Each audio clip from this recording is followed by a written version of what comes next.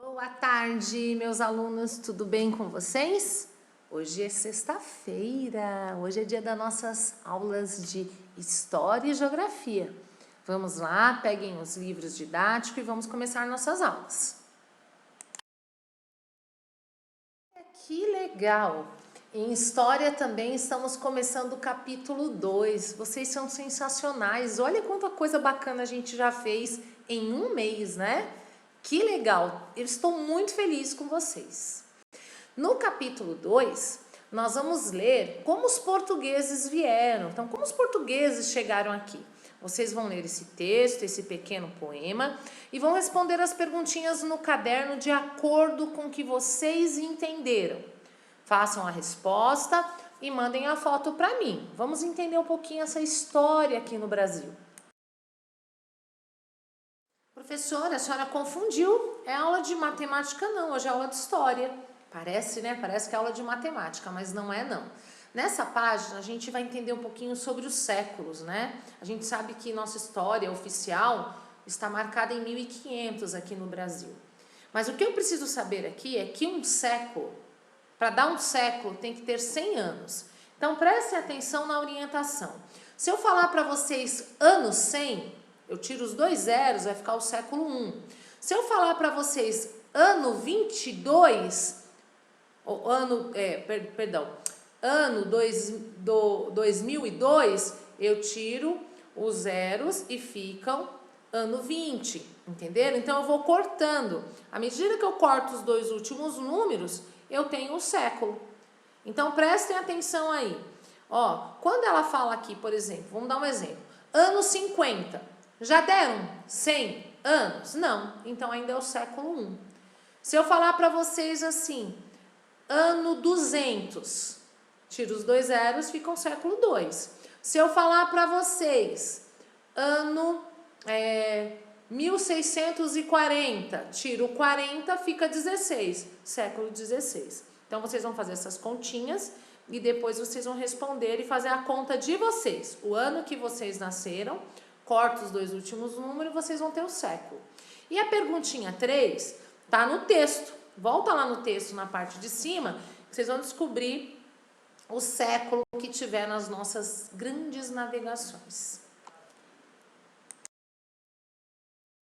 Depois da nossa aula de história, que parecia matemática, mas não era, para a gente entender um pouquinho essa questão de século, que nós vamos falar muito, nós vamos agora para a nossa aula de geografia. Peguem um livro lá, nós estamos falando de águas e paisagens, estamos falando do relevo e das paisagens, e agora nós vamos continuar. De tudo que a gente aprendeu na aula anterior, agora nós vamos fazer os exercícios, olhando as formações vegetais e depois escrevendo, né, o que tem de diferente, qual a opinião de vocês, o que vocês acham disso. Então, escrevam prestando bastante atenção, usando a imagem e usando o quadro. Usem as palavrinhas que estão no quadro roxinho aí.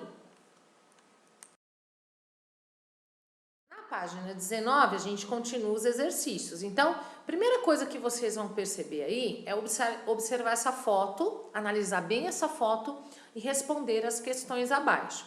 Essa foto é do Rio Poti, do município de Teresina, Piauí, né, de 2015. Então, observem, respondam a questão A e B voltada para isso. No 3, vocês vão indicar e descrever de que maneiras você pode encontrar água nas paisagens do lugar onde você vive. Onde vocês acham que vem a água? Olhem o todo, olhem desde lá do céu até a terra. Então, da onde pode vir essa água? Escrevam com a opinião de vocês, a visão de vocês.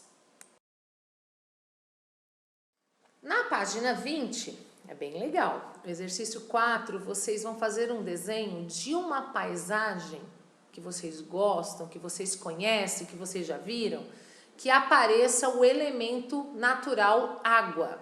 Então, tem vários lugares lindos, um mais bonito que o outro. Coloquem aí. Qualquer um. Até lá na casa de vocês tem esse elemento. E embaixo vocês vão escrever um pequeno texto dizendo a maneira como você representou a água no seu desenho. Ou seja, vocês vão explicar o desenho. Eu coloquei a água aqui porque a água vem de tal lugar, porque eu acho que é importante, enfim. É a visão de vocês. Se for da chuva, vocês escrevem. Se for do rio, vocês escrevem. Se for do oceano, vocês escrevem. Se for dentro da casa de vocês, vocês escrevem, tá? Montem aqui a escrita de vocês. Simples, do jeitinho de vocês, mas lembrem-se da letra maiúscula no começo da frase, dos sinais de pontuação. Espero que vocês tenham gostado da aula de hoje. Qualquer dúvida é só me chamar. Boas atividades e um grande beijo, bom final de semana. Até segunda-feira.